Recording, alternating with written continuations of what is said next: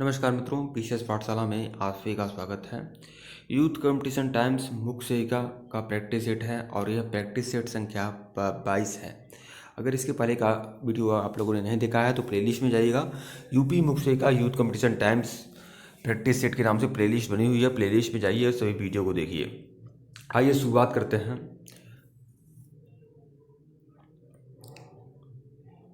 इसमें कुल 100 क्वेश्चन होते हैं और 100 क्वेश्चन आपके अपने प्रश्न पत्र में भी होंगे जब आप परीक्षा देंगे। तो कुल 25-25 क्वेश्चन करके ही मैं प्रैक्टिस सेट कराता हूँ। तो आइए शुरुआत करते हैं, प्रारंभ करते हैं। और रोज़ रात में 9 बजे 9 PM पर लाइव टेस्ट होता है। वह लाइव टेस्ट बहुत ही ज़्यादा महत्वपूर्ण है, वह सुपर क्लास है और उसकी PDF भी आपको मिलती है। तो प्रतिदिन आज कल 9 PM पे हुआ था लाइव टेस्ट यूपी मुख्य सेविका का, अब बहुत ही बढ़िया व्याख्या के साथ होता है।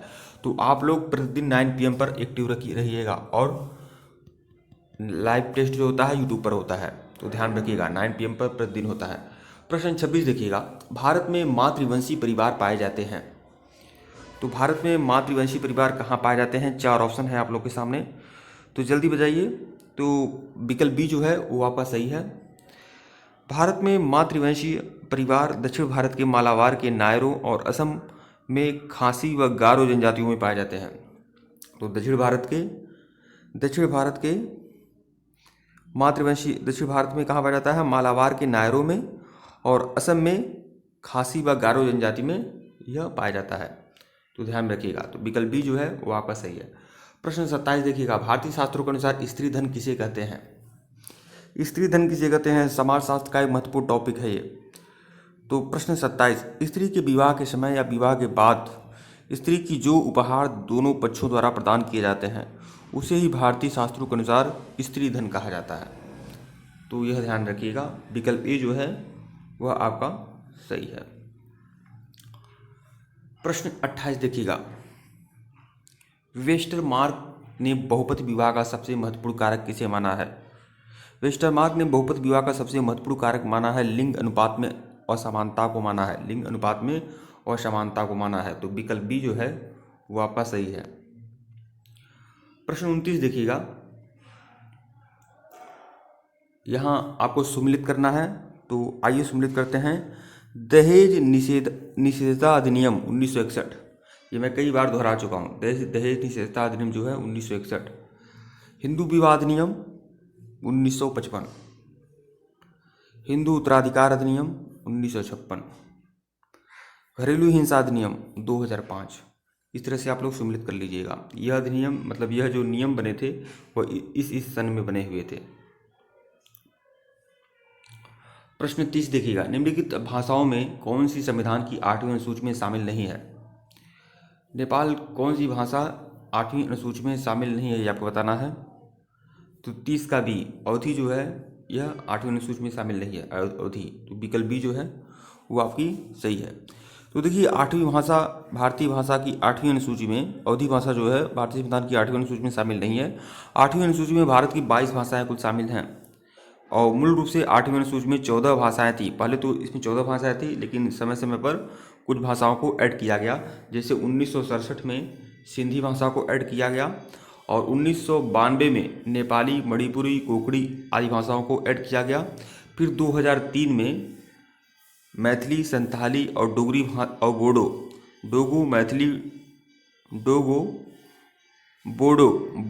डोगरी, मैथिली और संथाली भाषा को ऐड किया गया। तो इस तरह से समय समय पर ऐड किया गया है भाषाओं को। और पहले 14 भाषा थी, अब 22 भाषाएं हैं।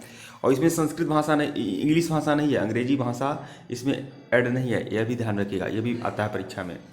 अगर ऑप्शन आएगा कौन भाषा नहीं है, तो यहाँ पर अंग्रेजी भी उसी भाषा में है जो अनुसूची में नहीं है। प्रश्न 31 देखिएगा, हिंदू विवाह अधिनियम 1955 में मनाही है। तो क्या मनाही है हिंदू विवाह अधिनियम 1955 में? सप्रवर विवाह, सगोत्र विवाह, सपिंड विवाह या उपरोक्त सभी? तो उपरोक्त सभी होगा, विकल्प डी, उपरोक्त सभी। नहीं, क्षमा करिएगा, सपिंड विवाह। देखिए विकल्प सी जो होगा सपिंड विवाह, यह आपका मनाही है। हिंदू विवाह अधिनियम 1955 में सपिंड विवाह की मनाही है। माता एवं पिता दोनों पक्षों से 3-3 पीढ़ियों के सपिंडों में परस्पर विवाह पर रोक लगा दी गई है, परंतु किसी समूह की प्रथा या परंपरा द्वारा यह स्वीकृत है तो ऐसा विवाह वैध माना जाएगा। तो विकल्प सी जो है आपका सही है। प्रश्न 32 देखिएगा, जनसंख्या घनत्व के सिद्धांतों से कौन संबंधित है? तो 32 का डी दुर्खिम जो है वह जनसंख्या घनत्व के सिद्धांत से संबंधित है। 32 का डी। तो देखिए, दुर्खिम के अनुसार श्रम विभाजन का प्रत्यक्ष संपर्क जनसंख्या घनत्व से है। इसके अनुसार जनसंख्या का बढ़ना श्रम विभाजन के विकास का कारण बन जाता है। तो विकल्प डी जो है वो आपका सही है। प्रश्न 33 देखिएगा, परिवार कल्याण कार्यक्रम की किन सेवाओं को RCH सर्विसेज के नाम से चलाया जा रहा है? तो 33 का ए, मातृ एवं शिशु स्वास्थ्य सेवाओं को। 33 का ए, मातृ एवं शिशु स्वास्थ्य सेवाओं को सन 1997 में आरंभ किया गया प्रजनन एवं बाल विकास स्वास्थ्य कार्यक्रम परिवार कल्याण कार्यक्रम के अंतर्गत चलाया जाने वाला कार्यक्रम है। यह कार्यक्रम का मुख्य उद्देश्य मातृत्व एवं शिशु मृत्यु दर कम करना और प्रजनन स्वास्थ्य सुनिश्चित करना है। प्रश्न 34 देखिएगा, जनजाति समुदाय आदिकालीन धर्म को मानता है जिसे समाजशास्त्री बोलचाल में कहा जाता है। तो प्रश्न 34 का ए सही है, टोटकावाद। जनजाति समुदाय आदिकालीन धर्म को मानता है जिसे समाजशास्त्री बोलचाल में टोटकावाद कहा जाता है। विकल्प ए जो है वो आपका सही है। प्रश्न 35 देखिएगा, निम्नलिखित में से कौन एक सामाजिक समस्या है? 35 का डी, सामाजिक समस्या क्या है? अस्पृश्यता मतलब छुआछूत जो है एक सामाजिक समस्या है, ये आप जानते ही हैं। प्रश्न 36 देखिएगा, सिगरेट, बीड़ी, तंबाकू, सिगार इत्यादि के सेवन से किस प्रकार का मादक द्रव्य प्राप्त होता है?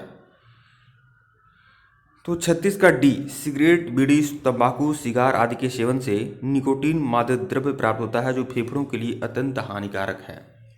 निकोटीन प्राप्त होता है, इन सभी मादक द्रव्यों में निकोटीन प्राप्त होता है। तो विकल्प बी। प्रश्न 37 देखिएगा, नशा मुक्ति केंद्र निम्नलिखित में से कौन सी सुविधाएं प्रदान करते हैं? तो प्रश्न 37 का डी ऑप्शन सही है आपका। उपयुक्त सभी मतलब परामर्श, मेडिकल सहायता और यौगिक आसन, ये सभी सुविधाएं प्रदान करते हैं नशा मुक्ति केंद्र। 37 का डी ऑप्शन सही है। प्रश्न 38 देखिएगा, मद्यपान और मादक द्रव्य व्यसन समस्याएं हैं मुख्यतः, ये क्या हैं? 38 का ए ऑप्शन सही है, झुग्गी झोपड़ियों की। ये जो मद्यपान और मादक द्रव्य व्यसन समस्याएं हैं यह झुग्गी झोपड़ियों की समस्याएं हैं। प्रश्न 38 का ए, 38 का जो ए है वो आपका सही है। मादक द्रव्य एवं व्यसन की समस्याएं मुख्यतः झुग्गी झोपड़ियों की समस्याएं हैं। झुग्गी झोपड़ियां शहरों में अवस्थित ऐसे क्षेत्र हैं जिसमें निम्न स्तर का आवास व्यवस्था होता है। एक मलिन बस्ती सदैव एक ऐसा क्षेत्र होता है जिसमें एक से अधिक आवास होते हैं। डिक्सन के अनुसार झुग्गी झोपड़ियां मलिन बस्ती नगर के उस भाग को कहते हैं जहां पर मकान रहने योग्य न हो, जहां का वातावरण नागरिकों के स्वास्थ्य एवं उनकी नैतिकता के लिए हानिकारक हो, जहां निम्न आर्थिक स्तर पर उच्च अपराध दर पाई जाती हो।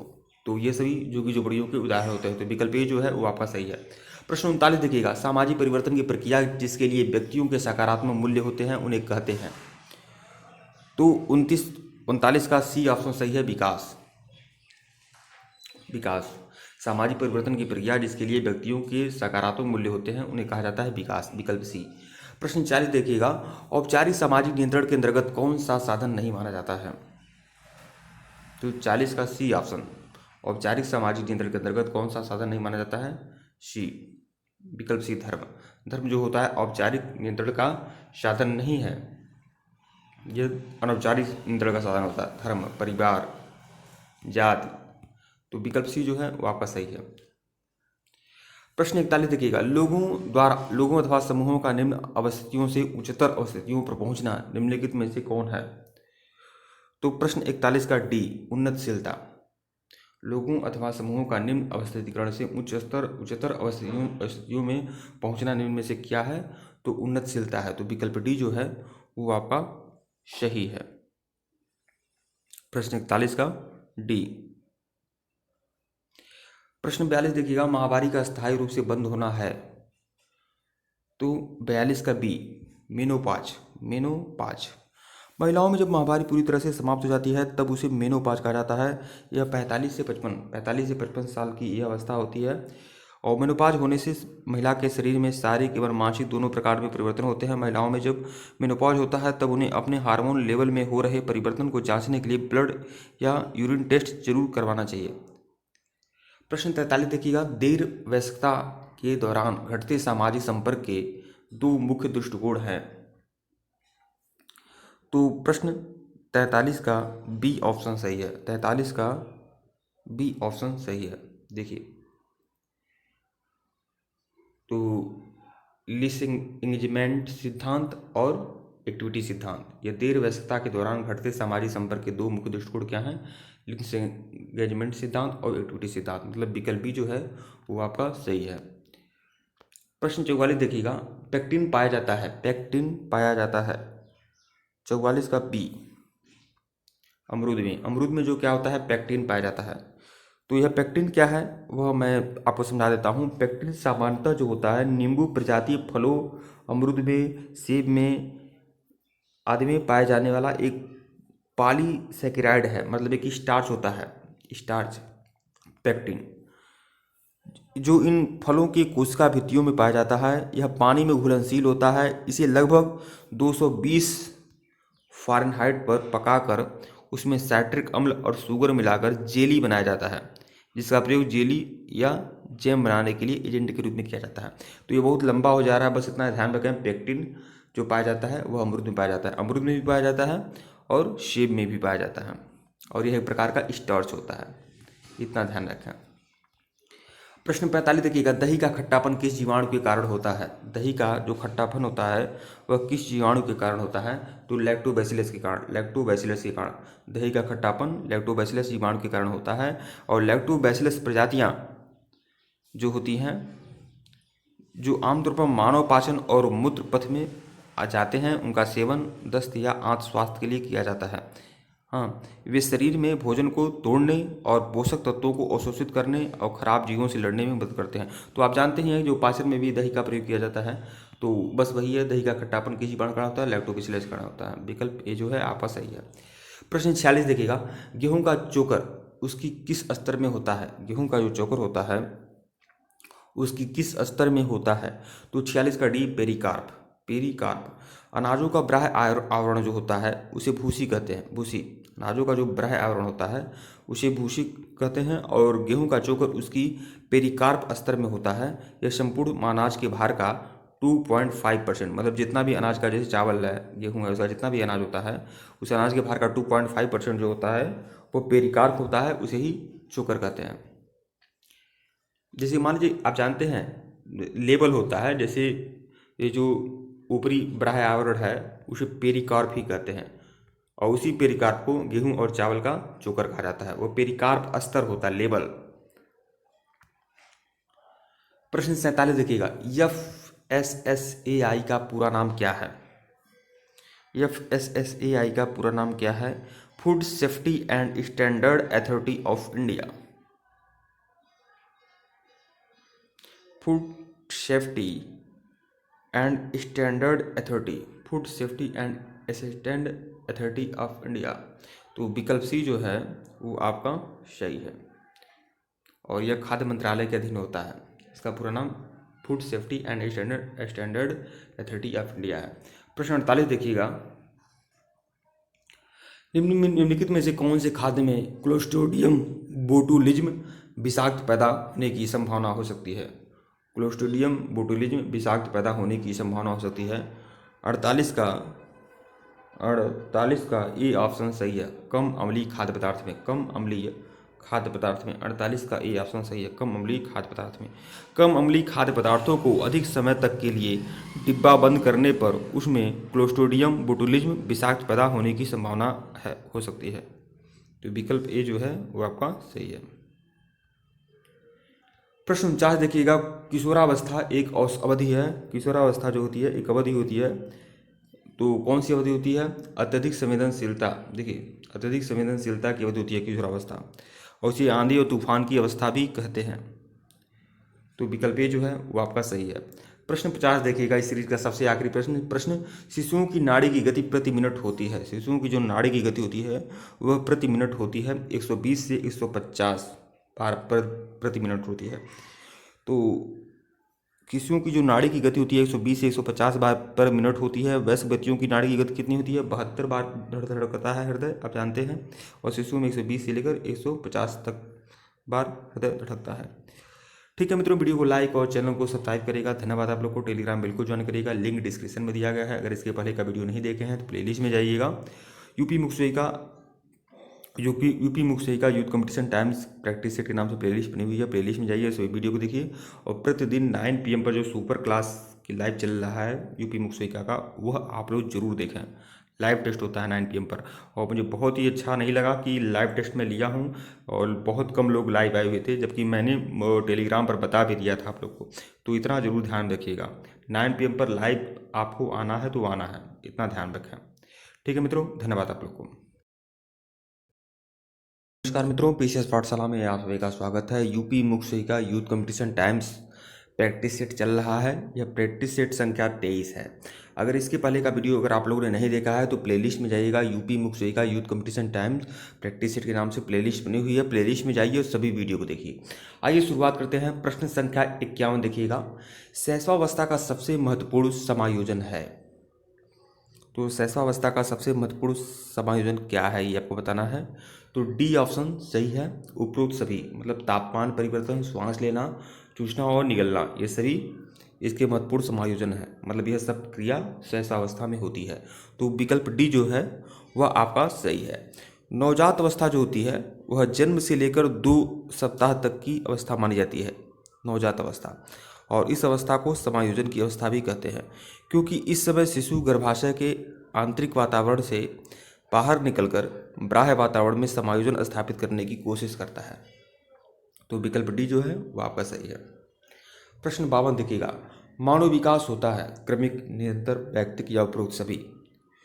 तो मानव विकास जो होता है क्रमिक भी होता है, निरंतर भी होता है, वैयक्तिक भी होता है। मतलब विकल्प से भी सभी।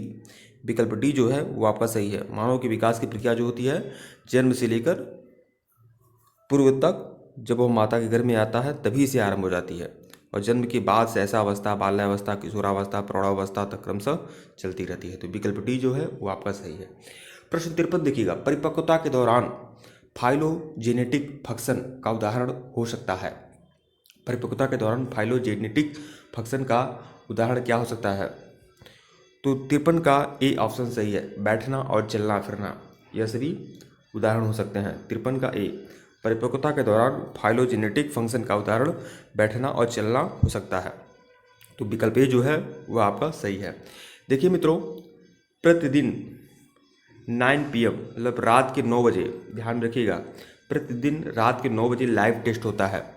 और 2 लाइव टेस्ट मैं दे चुका हूँ और आज मैं फिर रात में 9 बजे लाइव आऊँगा।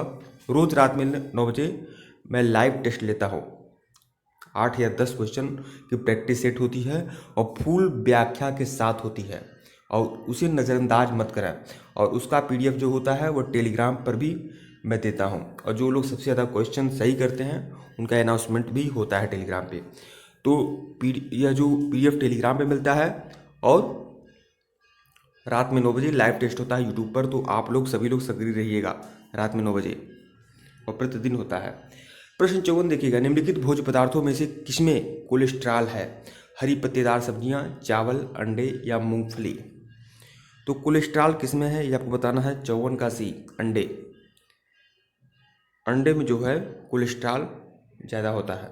तो विकल्प सी जो है वो आपका सही है। कोलेस्ट्रॉल जो होता है लीवर से उत्पन्न होने वाला एक मोम जैसा पदार्थ होता है, मतलब वसा से उत्पन्न होने वाला एक मोम जैसा पदार्थ होता है। स्वस्थ शरीर की एक निश्चित मात्रा में कोलेस्ट्रॉल की जरूरत होती है, परंतु इसकी अवधि मात्रा शरीर में हार्ट ब्लॉकेज, दिल का दौरा या हृदय संबंधी अन्य बीमारियों को जन्म देती है। कोलेस्ट्रॉल जरूरी है शरीर के लिए, लेकिन इसकी अधिक मात्रा से बहुत सारी हानियाँ भी होती हैं जो मैं आपको बताया हूँ। तो विकल्प सी, कोलेस्ट्रॉल जो होता है अंडे में सबसे ज़्यादा पाया जाता है। प्रश्न 55 बताइए, ये है लाइसिन पाया जाता है। लाइसिन किस में पाया जाता है? तो चावल में जो है वह लाइसिन पाया जाता है। अब यह क्या है मैं इसे समझा देता हूँ। लाइसिन एक प्रकार का एमिनो एसिड होता है।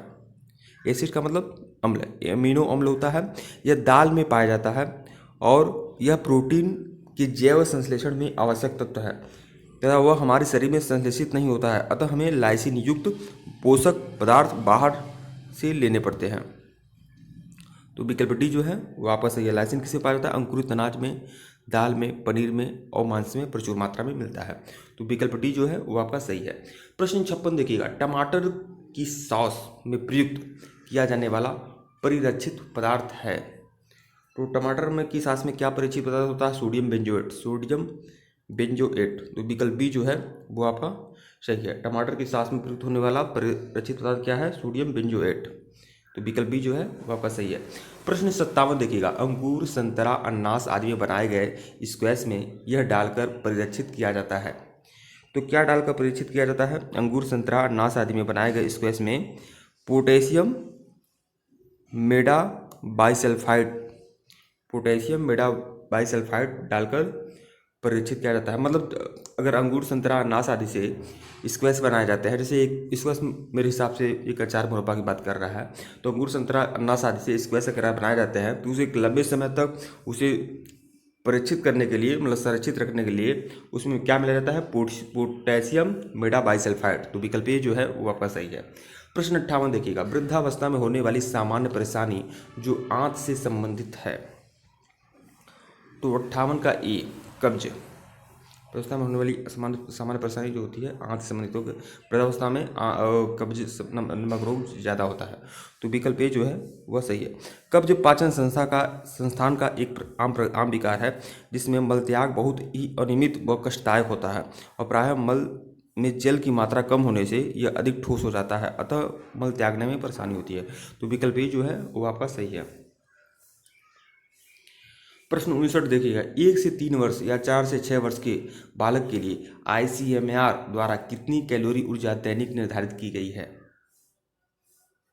तो यह ऊर्जा क्रमशः 1200 और 1500, मतलब 1 से 3 वर्ष के लिए 1200 कैलोरी और 4 से 6 वर्ष के लिए 1500 कैलोरी ऊर्जा निर्धारित की गई है। तो विकल्प एक जो है वह आपका सही है। विकल्प ए जो है वह आपका सही है।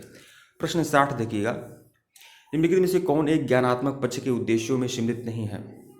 ज्ञानात्मक पक्ष के उद्देश्यों में कौन सम्मिलित नहीं है? तो अभिवृत्ति। अभिवृत्ति जो है ज्ञानात्मक पक्ष के उद्देश्यों में शामिल नहीं है। प्रश्न 61 देखिएगा, बुद्धि की क्रिस्टेलाइट बनाम फ्लूइड सिद्धांत किसके द्वारा प्रतिपादित किया गया? तो यह किसके द्वारा प्रतिपादित किया गया? तो रेमंड बी कैटल के द्वारा प्रतिपादित किया गया, रेमंड बी कैटल के द्वारा। तो बुद्धि की क्रिस्टेलाइट बनाम फ्लूइड सिद्धांत किसके द्वारा प्रतिपादित किया गया? तो रेमंड बी कैटल के द्वारा प्रतिपादित किया गया। बुद्धि की जो क्रिस्टेलाइट बनाम फ्लूइड सिद्धांत जो है वह रेमंड बी कैटल के द्वारा प्रतिपादित किया गया। प्रश्न 62 देखिएगा, भाषा के अध्ययन में सतह संरचना और गहरी संरचना शब्दों को किसके साथ संबंधित किया जा सकता है? तो नाम चोबस्की के द्वारा। तो विकल्प बी जो है वो आपका सही है। ये नाम चोबस्की जो है, इनके सिद्धांत के अनुसार बच्चों में भाषा को सीखने की क्षमता जन्मजात होती है और सतह संरचना भाषा का वह रूप है जो गहरी संरचना पर आधारित है।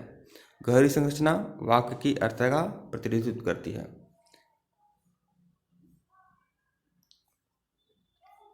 प्रश्न 63 देखिएगा, शिशु विकास यह अध्ययन का वह क्षेत्र है जो मानव वर्धन और विकास के सभी पहलुओं को समझने में समर्पित किया गया है। यह परिभाषा किसने दी है? तो यह परिभाषा है हरलाक महोदय का। हरलाक महोदय ने यह परिभाषा दी है। विकल्प ए जो है वो आपका सही है। प्रश्न 64 देखिएगा, बाल मृत्यु का कारण क्या है?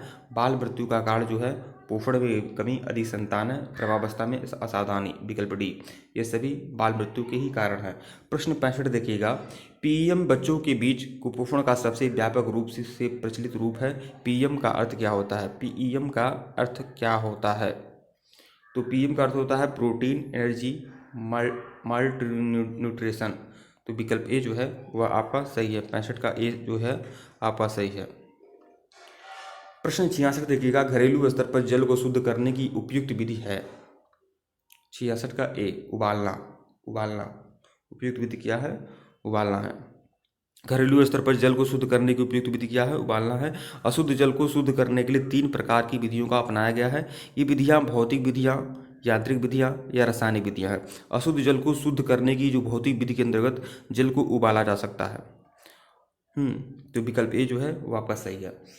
प्रश्न 67 देखिएगा, एक गर्भवती माता के लिए कितने लौह की आवश्यकता होती है, मतलब कितना आयरन की आवश्यकता होती है गर्भवती के लिए? तो विकल्प सी 38 मिलीग्राम आयरन की आवश्यकता होती है, लोहे की आवश्यकता होती है 38 मिलीग्राम। गर्भस्थ शिशु के शरीर में रक्त या हीमोग्लोबिन निर्माण के लिए लोहा आवश्यक होता है। गर्भस्थ शिशु लोहा माता के शरीर से अवशोषित करता है। यदि माता के आहार में पर्याप्त, यदि जो देखिए जो गर्भस्थ शिशु होता है, सब आयरन तो सबके लिए आवश्यक होता है, लेकिन गर्भस्थ शिशु को आयरन कहाँ से मिलता है? तो माता के शरीर से अवशोषित करता है। यदि माता के आहार में पर्याप्त मात्रा में लोहे तत्व उपस्थित नहीं होता है तो शिशु माता के रक्त में अवशोषित रक्त से अवशोषित करने लगता है। इसीलिए कहा जाता है कि जो गर्भवती होती है उनको आयरन पर्याप्त मात्रा में लेना चाहिए। 38 मिलीग्राम की आवश्यकता होती है। प्रश्न 68 देखिएगा, पॉलीसैकेराइड से निम्न शर्करा आती है। पॉलीसैकेराइड से निम्न शर्करा आती है तो उपरोक्त सभी, मतलब पैक्टिन, स्टार्च या ग्लाइकोजन, तो भी सभी होगा। तो विकल्प डी जो होगा वो आपका उपरोक्त सभी। प्रश्न 69 देखिएगा, प्रोटीन मुख्यतः इनमें से किस रूप में अवशोषित किए जाते हैं? प्रोटीन किस रूप में अवशोषित किया जाता है? एमिनो एसिड्स के रूप में, एमिनो एसिड्स के रूप में किया जाता है। प्रोटीन मुख्यतः जो होता है इनमें से एमिनो एसिड्स के रूप में अवशोषित किए जाते हैं। तो विकल्प सी जो है वो आपका सही है। प्रश्न 70 देखिएगा, भारतीय सार्वभौम प्रतिरक्षण कार्यक्रम के अनुसार एक नवजात शिशु को दिया जाने वाला पहला टीका इनमें से किसने सुरक्षा के लिए है? तो वह है आपका बीसीजी की सुरक्षा के लिए। विकल्प ए जो है वो आपका सही है। भारतीय सार्वभौम प्रतिरक्षण कार्यक्रम के अनुसार एक नवजात शिशु को दिया जाने वाला पहला टीका जो होता है बीसीजी का टीका होता है। तो विकल्प ए जो है वह आपका सही है। प्रश्न 71 देखिएगा, बच्चों के व्यवहार के अध्ययन की कौन सी विधि श्रेष्ठ है? तो यह है अवलोकन विधि जो होती है वह श्रेष्ठ होती है बच्चों के व्यवहार के अध्ययन के लिए, अवलोकन विधि। तो विकल्प ए जो है यहाँ पर सही है। इसमें बच्चों की दिनचर्या और उनकी मानसिक क्षमता का अवलोकन किया जाता है। प्रश्न 72 देखिएगा, वाटसन के अनुसार शिशुओं में प्रमुख रूप से पाए जाने वाला संवेग है। तो क्या संवेग शिशु में पाया जाता है? क्रोध, भय और प्रेम, ये सभी शिशु में पाए जाने वाला संयोग है। विकल्प डी जो है आपका सही है। प्रश्न 73 देखिएगा, बृहद स्तर पर प्रयुक्त जीवंत जीवाणु टीका है। तो 73 का डी, बीसीजी का टीका, विकल्प डी। प्रश्न 74 देखिएगा, वीनिंग शुरू होनी चाहिए, वीनिंग जो है वह शुरू होनी चाहिए, तो बी 4 से 6 माह। वीनिंग जो शुरू होनी चाहिए 4 से 6 माह के बीच में। ये वीनिंग क्या है मैं बता दूं। वीनिंग का मतलब होता है शिशु को माँ के दूध के साथ अन्य आहार देना। मतलब जब दूध के साथ कुछ और अन्य आहार भी दिया जा रहा है, रोटी चावल या कुछ भी, तो उसे वीनिंग कहते हैं। तो वीनिंग शुरू होनी चाहिए 4 से 6 माह पर। तो विकल्प बी जो है वो आपका सही है। प्रश्न 75 देखिएगा, आखिरी प्रश्न, स्तनपान संक्रमण रोगों की घटनाएं और समूह कम कर देता है जिससे शिशु का विचलन और मृत्यु दोनों में कमी आती है। तो 75 का ऑप्शन ए सही है, सत्य। यह क्या है? यह जो आपका कथन है यह सत्य है, विकल्प ए। ठीक है मित्रों, वीडियो को लाइक और चैनल को सब्सक्राइब करेगा, टेलीग्राम बिल्कुल ज्वाइन करेगा, लिंक डिस्क्रिप्शन में दिया गया है। और अगर इसके पहले का वीडियो नहीं देखे हैं तो प्लेलिस्ट में जाइए, यूपी मुक्सोई का youth competition times practice set के नाम से प्लेलिस्ट बनी हुई है, प्लेलिस्ट में जाइए, सभी वीडियो को देखिए और टेलीग्राम बिल्कुल ज्वाइन करिएगा, लिंक डिस्क्रिप्शन में दिया गया है। और प्रतिदिन 9 PM पर डेली लाइव टेस्ट होता है, उसको भी देखिए, और वह लाइव टेस्ट बहुत ज़्यादा ज़रूरी है। और पीसीएस पाठशाला की अपनी भी टेस्ट सीरीज चलती है, वह लाइव टेस्ट नहीं होती है, उसकी भी प्लेलिस्ट है। बहुत सारा मैटर है मित्रों, सिर्फ और सिर्फ मुख्य सेविका के लिए ही। तो 9 PM पर आप जरूर आ जाइएगा। अच्छा नहीं लगता है कि मैं लाइव आता हूं और आप लोग नहीं आते हैं। और अब एक बात फिर बता दूं, यहाँ जो लाइव टेस्ट में जो PDF आपको मिलती है या जो मटेरियल मिलता है वो बेहतरीन होता है, ज़बरदस्त होता है। PDF टेलीग्राम पर शेयर किया हूँ, आप जाकर देख सकते हैं उसकी क्वालिटी। धन्यवाद। नमस्कार मित्रों, पीसीएस पाठशाला में आप सभी का स्वागत है। यूपी मुक्सोई का youth competition times practice set चल रहा है। यह प्रैक्टिस सेट संख्या 24 है। एक प्रैक्टिस सेट में 100 क्वेश्चन है और मैं 25-25 क्वेश्चन करके ही करा रहा हूं। अगर इसके पहले का वीडियो अगर आप लोगों ने नहीं देखा है तो प्लेलिस्ट में जाइएगा, यूपी मुक्सोई का youth competition time practice set के नाम से प्लेलिस्ट बनी हुई है। मतलब यूथ कंपटीशन टाइम्स जो मैगजीन है उसका पूरा प्लेलिस्ट बना हुआ है, प्लेलिस्ट में जाइए, सभी वीडियो को देखिए। और टेलीग्राम बिल्कुल ज्वाइन करिएगा, लिंक डिस्क्रिप्शन में दिया गया है। 9 PM पर प्रतिदिन रात में 9 बजे मैं लाइव टेस्ट लेता हूं और हमारा यह जो लाइव टेस्ट होता है बहुत ही बेहतरीन होता है। मैं आप सभी लोगों से रिक्वेस्ट भी करूंगा कि आप सभी लोग, रिक्वेस्ट इसलिए कर रहा हूं कि क्योंकि आप लोग मान नहीं रहे हैं, आदत से बाज नहीं आ रहे हैं आप लोग।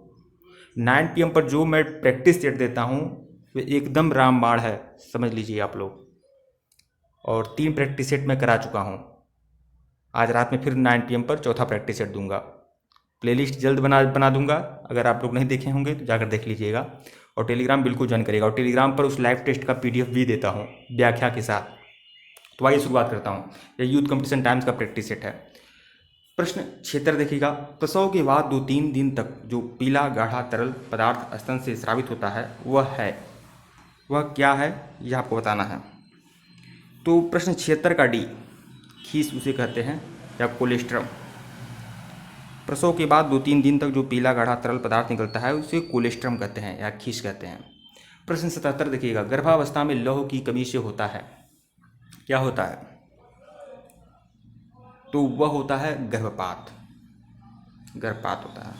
तो विकल्प ए जो है आपका सही है। गर्भावस्था में लोहे की कमी से, मतलब आयरन की कमी से गर्भपात हो जाता है।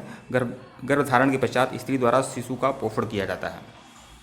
प्रश्न 78 देखिएगा। मासिक चक्र का समय कहलाता है। तो 78 का सी, रजो दर्शन, विकल्प सी।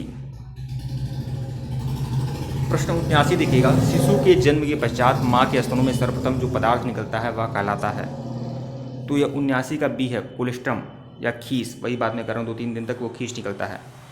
तो शिशु के जन्म के पश्चात माँ के स्तन से सर्वप्रथम निकलने वाला पदार्थ जो होता है कोलेस्ट्रम या खीस कहलाता है। यह वह दूध होता है जिसका निर्माण गर्भावस्था के दौरान 3 से 4 माह के बीच स्त्री शरीर में बनने लगता है और कभी कभी इसका रिसाव गर्भावस्था में ही होने लगता है। बेहद सुपाच्य यह दूध नवजात बच्चे के लिए अमृत के समान होता है। इसलिए कहा जाता है कि बच्चे को पहले माँ का दूध पिलाना चाहिए, क्योंकि इसमें प्रोटीन, विटामिन, कार्बोहाइड्रेट, फैट्स के अलावा रोगों से बचाव करने का गुण भी होता है। प्रश्न 80 देखिएगा। भोजन को विषाक्त बनाने वाले आंतरिक कारक क्या हैं? तो वो हैं परजीवी। विकल्प ए जो है आपका सही है, परजीवी होते हैं। भोजन को विषाक्त बनाने वाले जो आंतरिक कारक हैं वो परजीवी हैं। बचा हुआ भोजन अधिक समय तक देखिए कोई बचा हुआ भोजन है अगर अधिक समय तक रखा जाता है तो अनेक प्रकार के जीवाणु, कवक, हानिकारक खमीर आदि भोजन को शीघ्रता से विषाक्त कर देते हैं। प्रश्न 81 देखिएगा। खाली कैलोरी से तात्पर्य क्या है? 81 का बी, सिर्फ कैलोरी है। खाली कैलोरी से तात्पर्य सिर्फ कैलोरी से मतलब है ओनली कैलोरी। शारीरिक श्रम करने के लिए हमें जिस शक्ति की आवश्यकता होती है उसे ऊर्जा कहते हैं, मतलब कैलोरी का तात्पर्य ऊर्जा ही है। तो विकल्प बी जो है सही आपका। प्रश्न 82 देखिएगा। मध्यम गतिविधियों के लिए प्रति मिनट कैलोरी का उपभोग है। प्रति मिनट कितना कैलोरी लेना चाहिए? अगर मध्यम गतिविधि है, अगर कोई श्रम नहीं कर रहा है, मतलब आपकी गतिविधि जो है मध्यम है, तो प्रति मिनट कैलोरी का उपभोग कितना होना चाहिए? तो यह देखिए विकल्प सी जो है आपका सही है। 2 से 3.5 कैलोरी आपका होना चाहिए, 2 से 3.5 कैलोरी। विकल्प सी जो है आपका सही है। प्रश्न 83 देखिएगा। एक ऐसा आहार जिसमें भोजन के सभी आवश्यक घटक सही अनुपात में शामिल होते हैं उसे क्या कहा जाता है? बताएं क्या कहा जाएगा? 83 का बी, संतुलित आहार कहा जाता है। विकल्प बी। जो दूध होता है वह संतुलित आहार है, ध्यान में रखिएगा। दूध जो होता है संतुलित आहार होता है। उसमें उसमें प्रोटीन भी होता है, विटामिन भी होता है, कार्बोहाइड्रेट भी होता है, वसा भी होता है, सब कुछ होता है। तो एक ऐसा आहार जिसमें भोजन के सभी आवश्यक तत्व, घटक सभी अनुपात में शामिल होते हैं उन्हें संतुलित आहार कहा जाता है। वो आहार जिसे पर्याप्त मात्रा में सभी पौष्टिक तत्व, कार्बोहाइड्रेट, प्रोटीन, वसा, खनिज लवण, विटामिन विद्यमान हों, जो व्यक्ति की शारीरिक वृद्धि एवं विकास के लिए पर्याप्त हों, उसे संतुलित आहार कहा जाता है। विकल्प बी जो है आपका सही है। प्रश्न 84 देखिएगा।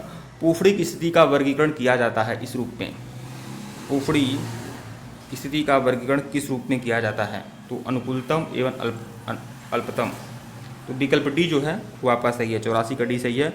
मुख्य रूप से पोषण की स्थितियां 3 प्रकार की होती हैं: उत्तम पोषण, अनुकूलतम पोषण और पर्याप्त पोषण। और अपनी विशेष आवश्यकताओं के पोषक तत्व उचित अनुपात में व्यक्ति को प्राप्त होते हैं तो पोषण की वैसी स्थिति उत्तम पोषण कहलाती है। तो यही विकल्प डी जो है वो आपका सही है। प्रश्न 85 देखिएगा। वसा के पाचन क्रिया करने वाले एंजाइम को कहते हैं? वसा के पाचन क्रिया को करने वाले एंजाइम को क्या कहते हैं? 85 का सी, लाइपोलिटिक एंजाइम कहा जाता है। विकल्प सी। लाइपोलिटिक एंजाइम। वसा के अणु ग्लिसरॉल तथा वसी अम्ल के संयोग से बनते हैं। वसा अम्ल दो प्रकार के होते हैं, संतृप्त या असंतृप्त वसा अम्ल। तो विकल्प सी जो है वो आपका सही है। प्रश्न 50-86 देखिएगा, विटामिन जो लोहे के अवशोषण से सहायता करते हैं, लोहे के अवशोषण में किस विटामिन का सहायता होता है? विटामिन B12 का, विटामिन B12 का। 86 का बी। देखिए यहाँ पर यह ऑप्शन थोड़ा गलत हो गया है। विटामिन जो लोहे के अवशोषण में सहायता करता है यह विटामिन सी है, विटामिन सी, विकल्प सी। नहीं, विटामिन सी है मतलब विकल्प बी है, विकल्प बी है मतलब विटामिन सी। विटामिन सी जो है तो होता है वह लोहे के अवशोषण में सहायता करता है, विटामिन सी। प्रश्न 87 देखेगा, सामाजिक नियंत्रण की एजेंसियों में कौन कौन शामिल है? परिवार, शिक्षण संस्थान, राज्य और उपयुक्त सभी। तो उपयुक्त सभी होते हैं, विकल्प डी। प्रश्न 88 देखिएगा, वह समाजशास्त्री जिसने चुनौती एवं प्रत्युत्तर सिद्धांत का प्रतिपादन किया था। चुनौती एवं प्रत्युत्तर सिद्धांत का प्रतिपादन किसने किया था? अर्नाल्ड टायनबी। अर्नाल्ड टायनबी। अर्नाल्ड टायनबी ने अपनी पुस्तक ए स्टडी ऑफ स्टोरी लिखा है, ए स्टडी ऑफ स्टोरी, जिसमें चुनौती एवं प्रत्युत्तर सिद्धांत का प्रतिपादन किया है। तो विकल्प सी जो है वो आपका सही है। प्रश्न 89 देखिएगा, निम्न में से कौन सामाजिक डार्विनवाद का प्रतिपादक है? सामाजिक डार्विनवाद का प्रतिपादक कौन है? 89 का ए, हर्बर्ट स्पेंसर। Herbert Spencer. 89 का जो ए है वो आपका सही है। हर्बर्ट स्पेंसर डार्विन के जैविक विकास सिद्धांत में विश्वास रखता है और स्पेंसर के अनुसार मानव समाज विकास की अनेक अवस्थाओं से गुजरते हुए छोटे छोटे मानव समूहों और सरल सामाजिक संरचनाओं तक पहुंचा है। इसे सामाजिक डार्विनवाद भी कहा जाता है। विकल्प ए जो है आपका सही है। प्रश्न 90 देखिएगा, घरेलू हिंसा में कौन शामिल है? घरेलू हिंसा में कौन शामिल है? तो इस विकल्प का डी ऑप्शन सही है। शारीरिक दुरुपयोग, लैंगिक दुरुपयोग, देखिए सभी शामिल होंगे। मौखिक और भावनात्मक दुरुपयोग या पुरुष भी। तो शारीरिक हिंसा में, घरेलू हिंसा में सब शामिल होता है। अगर किसी को शारीरिक रूप से अगर परेशान किया जाता है तभी घरेलू हिंसा होता है, लैंगिक रूप से परेशान किया जाता है तभी घरेलू हिंसा होता है, मौखिक और भावनात्मक रूप से भी अगर उसका दुरुपयोग किया जाता है तभी वह घरेलू हिंसा होता है। तो विकल्प डी जो है आपका सही, उपयुक्त सभी। प्रश्न 91 देखिएगा, कॉस्ट, क्लास एंड ऑक्यूपेशन पुस्तक के लेखक कौन है? इंपॉर्टेंट प्रश्न है, इसे जल्दी बताएं। तो 91 का डी आपका सही है, ध्रुवे जी हैं, GS ध्रुवे। GS ध्रुवे ने यह पुस्तक लिखी है, cost, class and occupation, GS Dhruve, विकल्प डी। एक बड़े समाजशास्त्री हैं, इन्होंने यह पुस्तक लिखी है। देखिए पुस्तकों से संबंधित प्रश्न भी आएगा परीक्षा में, यह ध्यान रखिएगा। प्रश्न 92 देखिएगा, गरीबी उन्मूलन और आत्मनिर्भरता किस पंचवर्षीय योजना का मुख्य ध्येय वाक्य है? तो यह 5वीं पंचवर्षीय योजना है, 5वीं पंचवर्षीय योजना है। इसका ध्येय वाक्य है गरीबी उन्मूलन एवं आत्मनिर्भरता, यह इसका ध्येय वाक्य है, मतलब इस पर बल दिया गया है। 5वीं पंचवर्षीय योजना जो है 1974 से 1979 के मध्य चलती है और इसमें गरीबी उन्मूलन एवं आत्मनिर्भरता पर बल दिया जाता है, बल दिया गया था। प्रश्न 93 देखिएगा, माल्थस के अनुसार जनसंख्या नियंत्रण का सर्वाधिक प्रभावकारी उपाय निम्नलिखित में से कौन है? तो माल्थस के अनुसार जनसंख्या नियंत्रण का सर्वाधिक प्रभावकारी उपाय जो है जन्म नियंत्रण को बताया जाता है, जन्म नियंत्रण। जनसंख्या नियंत्रण का सर्वाधिक प्रभावकारी उपाय क्या है? जन्म नियंत्रण, मतलब जन्म पे नियंत्रण लगा दिया जाए तो जनसंख्या पर नियंत्रण हो जाएगा, ऐसा माल्थस नाम के समाजशास्त्री का यह कथन है, विकल्प सी। प्रश्न 94 देखिएगा, माल्थस का सिद्धांत किससे संबंधित है? गरीबी से, जनसंख्या से, औद्योगिक विकास से या शिक्षा से? तो अभी बताया हूँ जनसंख्या से संबंधित है माल्थस का, तो यह जनसंख्या से संबंधित है, जनसंख्या पर उन्होंने सिद्धांत दिया था, विकल्प बी। प्रश्न 95 देखिएगा, परामर्श प्रक्रिया एक प्रकार का है। परामर्श प्रक्रिया क्या है? परामर्श प्रक्रिया एक प्रकार का आत्मनिरीक्षण का विकास है, आत्मनिरीक्षण का विकास, विकल्प बी जो है वो आपका सही है, आत्मनिरीक्षण का विकास है। परामर्श प्रक्रिया साक्षात्कार नहीं बल्कि प्रार्थी से बातचीत करके उसमें आत्मनिरीक्षण का विकास करना है। प्रश्न 96 देखिएगा, परामर्श की आवश्यकता पड़ती है। परामर्श की आवश्यकता पड़ती है, हीन भावना, पीने की आदतें या नशीली दवाओं की लत, ये सभी अगर यह सब अवगुण है किसी भी व्यक्ति के अंदर तो उसे परामर्श की आवश्यकता पड़ेगी, मतलब उपयुक्त सभी, विकल्प डी। प्रश्न 97 देखिएगा, विश्व स्वास्थ्य संगठन का मुख्यालय कहाँ है? विश्व स्वास्थ्य संगठन का मुख्यालय कहाँ है? स्विट्जरलैंड में, मतलब स्विट्जरलैंड की राजधानी जिनेवा में है, विकल्प डी। WHO की स्थापना कब हुई थी? 1948 में हुई थी, 7 अप्रैल 1948 को, इसीलिए 7 अप्रैल को विश्व स्वास्थ्य दिवस हर साल मनाया जाता है।